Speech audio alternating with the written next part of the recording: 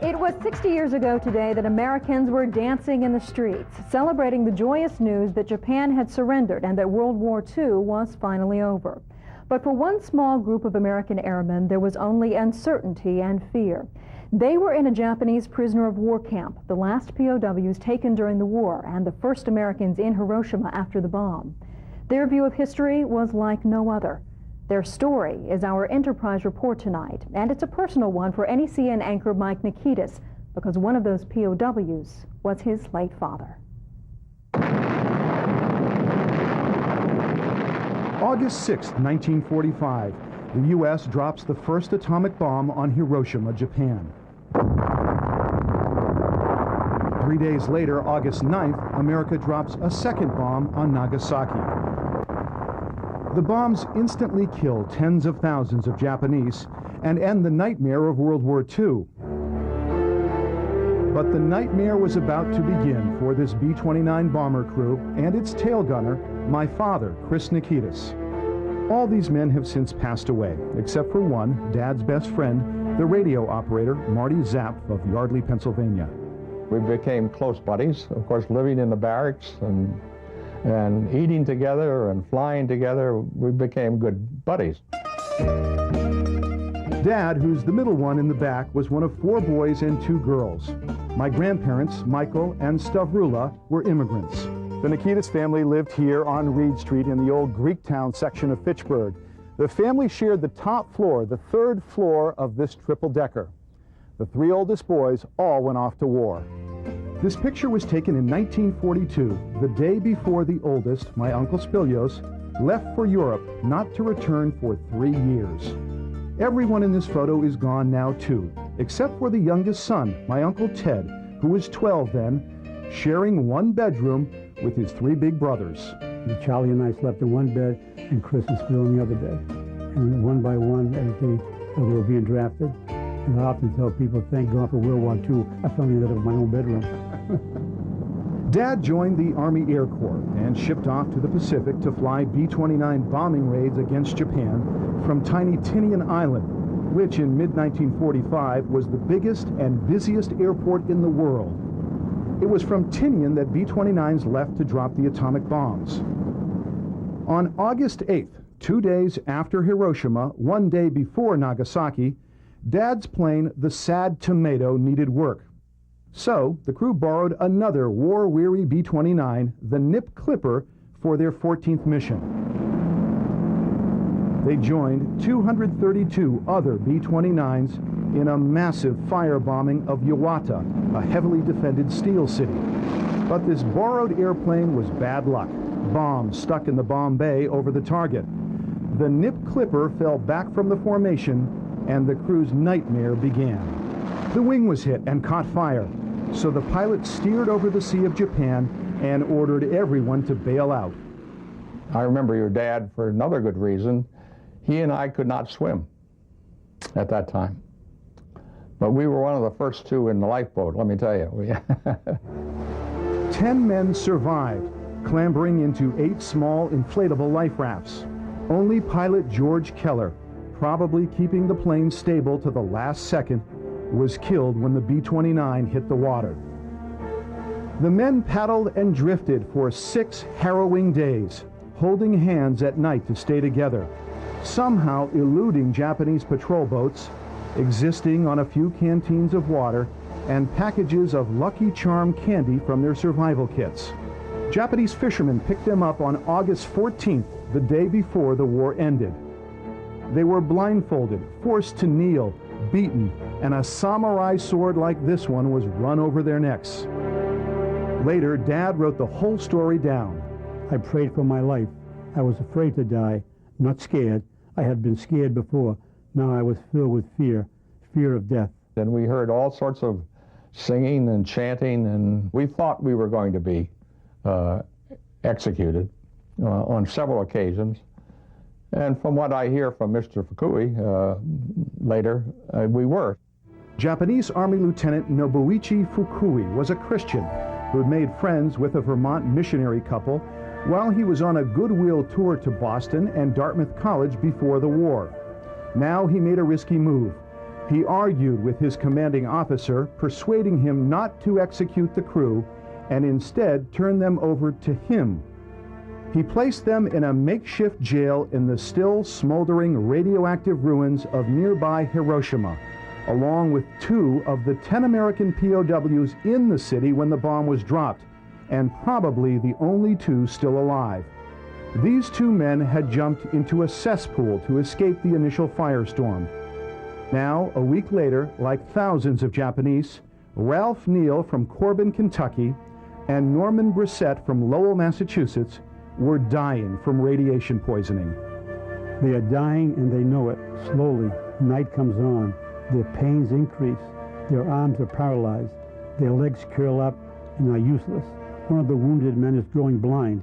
He cries out. He wants to go home. He wants to die in his native Kentucky. He'll never see his home again. The groans grow louder. A few hours after midnight, they suddenly stop. Someone said, "He's dead." He is. The next day, Lieutenant Fukui loaded the B-29 crewmen onto a truck with low sides and ordered the driver to stop in the center of Hiroshima. He told the men to stand up and look around. A hostile crowd gathered. Funeral pyres were still burning in the city. And in this documentary made 20 years ago before his death, Lieutenant Fukui describes how he lectured the crew. Look there, that blue light firing are women's burning. This the baby is burning. Is it wonderful to see the babies burning? I remember the smell most vividly, I think. There was still a smell of burnt flesh. And of course, there was nothing to see. There was nothing. It was just plain void. The same day, August 15th, 1945, back home, the war was over.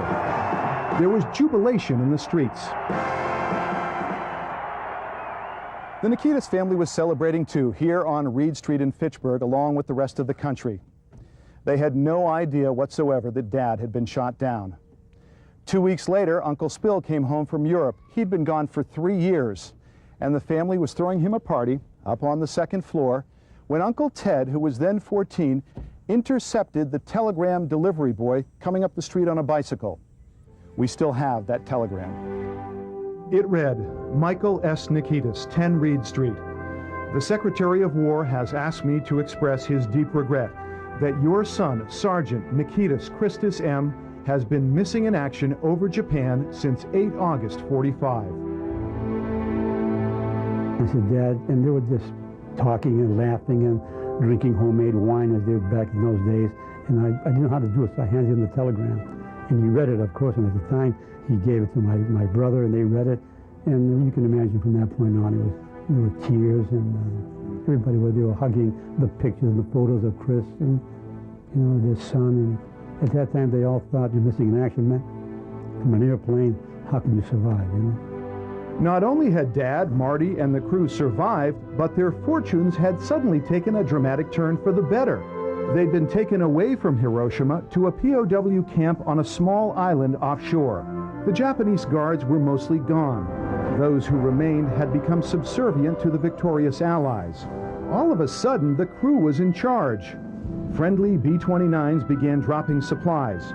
So many that Marty and Dad started trading the excess with the locals for fresh food.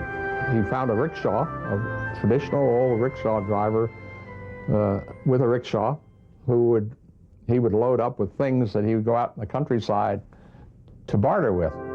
But back home, they knew only uncertainty and grief. It would be another 3 weeks before a second telegram arrived. Sergeant Chris Nikitas, liberated POW, requests the following message be delivered to Michael S. Nikitas. Dear Dad, be in States in few days, in good health. Don't worry, your loving son, Chris. It would soon be time for a second party. The house was just jammed, and he was going from person to person to person. They couldn't believe. And the singing, and I can still picture it, you know. I don't think I've ever seen a celebration of that magnitude in a small tenement. It was just amazing. Everybody was bringing food, and they were bringing wine and what have you. It's just after all, your son was presumed dead. Here he is alive and well and home, and you have him in your arms. Dad's life was sweet but short after that. Marriage to my mom. 4 children. I'm the oldest. And then in 1969, at the age of 45, he died, quickly from pancreatic cancer. And I understand quite a few of the crewmen did have similar problems, dying of cancer. And we're just wondering in our minds, was it that trip to Hiroshima that may have affected his life? What do you think, Uncle Ted? Do you think it shortened his life? I kind of think so. I kind of think so. His death may have been a result of that experience in Hiroshima, may have been, like my lymphoma. And the others, the other members of the crew have all gone now, also. So I'm the last member of the Keller crew still around. And you're the last POW. Last POW. But he has no regrets about the bombs or his service. He has his memories and an old flight suit worn for a month straight in 1945 when he was 19. A month that would shape his life and the lives of not only his generation, but generations to come.